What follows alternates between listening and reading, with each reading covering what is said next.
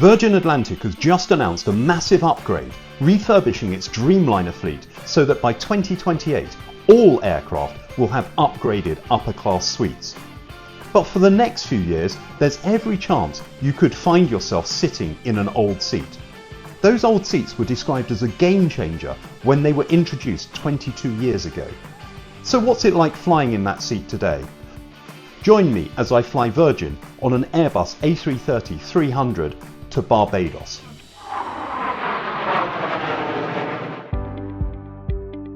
Welcome back to the channel. My journey started at London Heathrow Terminal 3. I arrived by car and was dropped off at the exclusive Virgin Atlantic wing.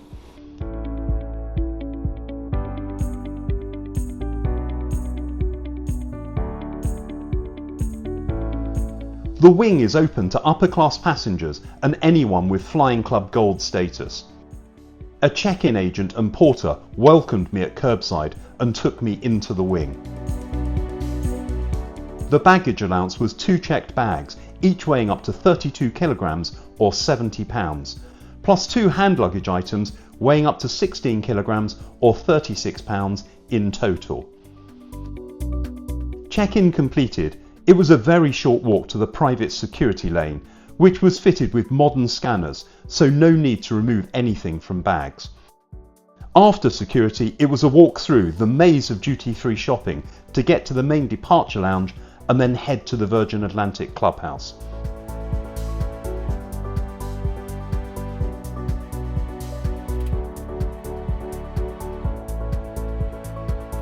The clubhouse was located at Lounge H. There was a bit of a queue to enter the clubhouse as it had only just opened. I was on the first VS flight of the day. Inside, the clubhouse wasn't too busy and I settled down in the brasserie for breakfast. There was a QR code from which you could order your food, but a staff member quickly came over with printed menus and then took orders. A good range of breakfast dishes were on offer. I opted for the clubhouse breakfast, which never disappoints. Another option was a sausage sandwich. Breakfast completed, I explored the lounge to find a quiet spot. As part of their big announcements this week, Virgin has committed to refurbish its Heathrow and JFK clubhouses following the recent opening of the new LAX clubhouse. I travelled through LAX earlier this year and experienced that lounge, which was a really great space, especially getting to sit in what is known as the Royal Box. My flight in upper class was from London to Bridgetown, Barbados. The return fare, booked a month in advance, was £2,456, which I thought was a very good deal. Soon it was time to leave the clubhouse and head to the gate, which was on the far pier.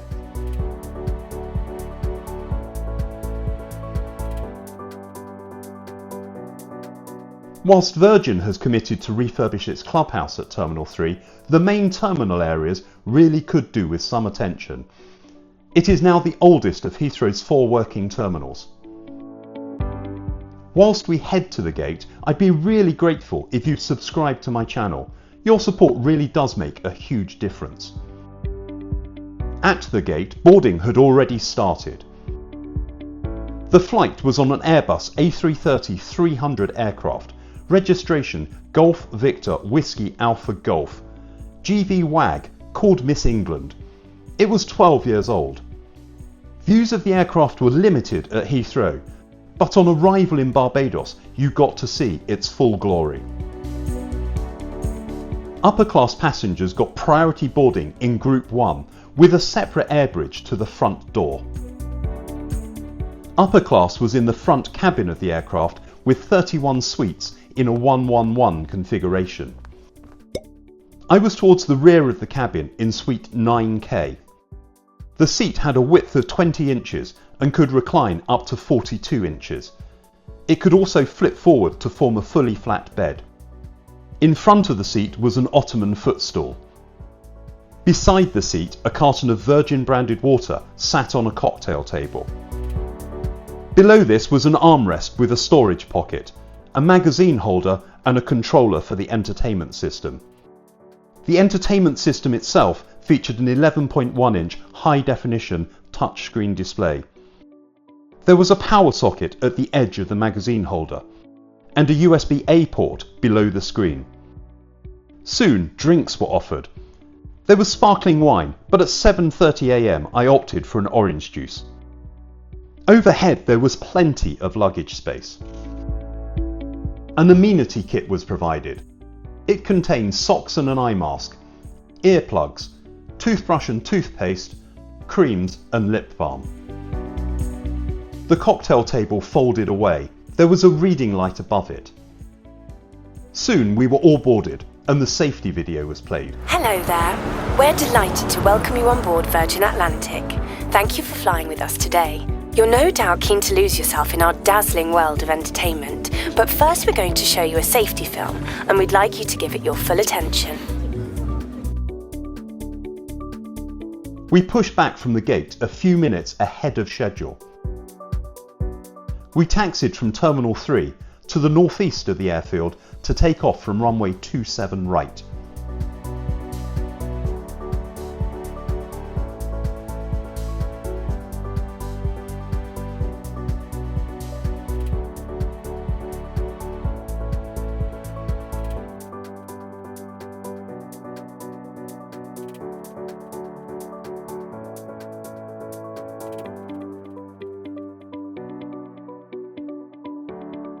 The flight time to Bridgetown was scheduled to be 9 hours, but with favourable flying conditions we could expect a shorter journey of around 8 hours 20 minutes. After takeoff I checked out the entertainment system. The screen folded out in front of the seat. Noise cancelling headphones were provided. They were comfortable to wear.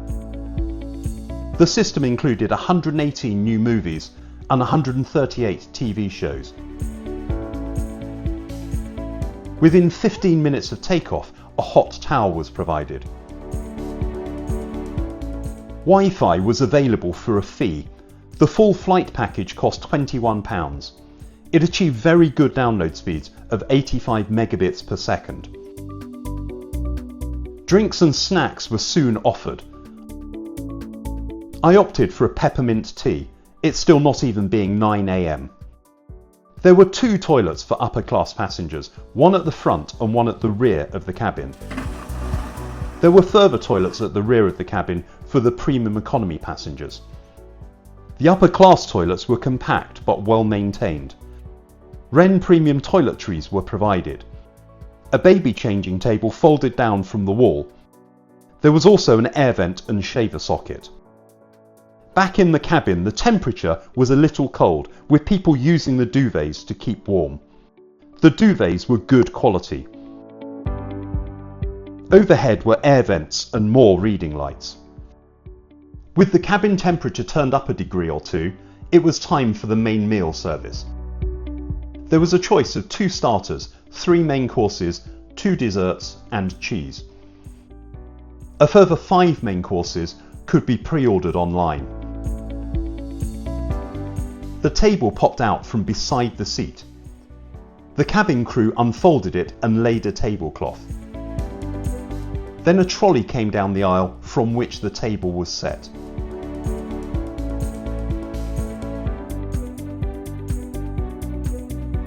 A choice of warm bread rolls was offered. For starter, I opted for the turmeric spiced prawns with mango salsa and chili mayonnaise. A linen napkin and metal cutlery were provided.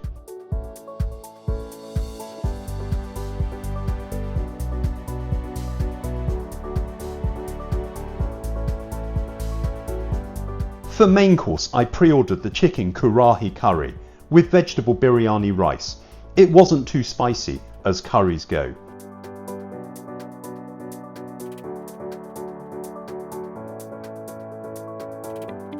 For dessert, I chose the summer berry pudding with vanilla cream and blackberry gel. It had a rather odd presentation, looking more like a hot dog sausage. Finally, I chose the British cheese plate with a glass of port. Accompanying the food was a fair selection of wines, spirits and beers.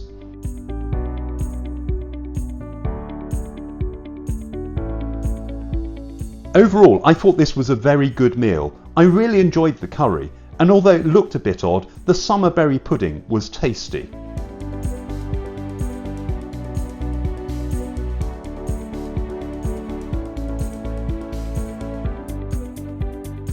A little later in the flight, the new Virgin Atlantic branded Cherry Pie in the Sky ice cream was served. At the rear of the cabin was the upper class bar. I managed to film it during one of the short periods it wasn't fully occupied. Wines and spirits were ready to be served. Fruit and snacks were also available. The bar was one of the USBs of Virgin Upper Class. It's a shame they'd been removed from the newer aircraft. Back in the cabin, it was time for afternoon tea. A menu was handed out.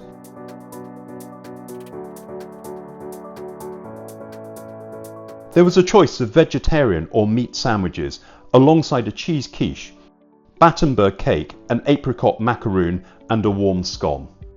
This was accompanied by a Twinings Earl Grey tea. The afternoon tea was okay, but I missed the wider selection of warm dishes that used to be available. Soon, landing suites were handed out as we prepared to land in Barbados. We flew over the island before turning to land from the west.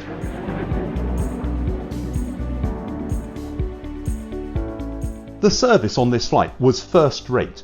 The crew were very friendly and attentive. I had a good chat with a couple of them at the upper class bar. The food was delicious. The main course was a lot better than some of the meals I've experienced in the past couple of years, even if I joke about the appearance of the dessert. There was a fair selection of wines and spirits. I thought the seat was good. I know the newer aircraft have seats with more privacy, but I find these seats comfortable. It's also good that you can recline the seat for takeoff, whereas on the newer aircraft you have to be strapped in an upright position, so for me the coffin seat isn't an issue. We landed in Bridgetown 25 minutes early at 11:40 AM. All in all, I thought it was a really good flight. But what do you think? What do you think of the old upper class seat and cabin? Let me know in the comments. If you've enjoyed the review, please give it a thumbs up. And if you haven't already, please do subscribe to Doors to Automatic for future reviews.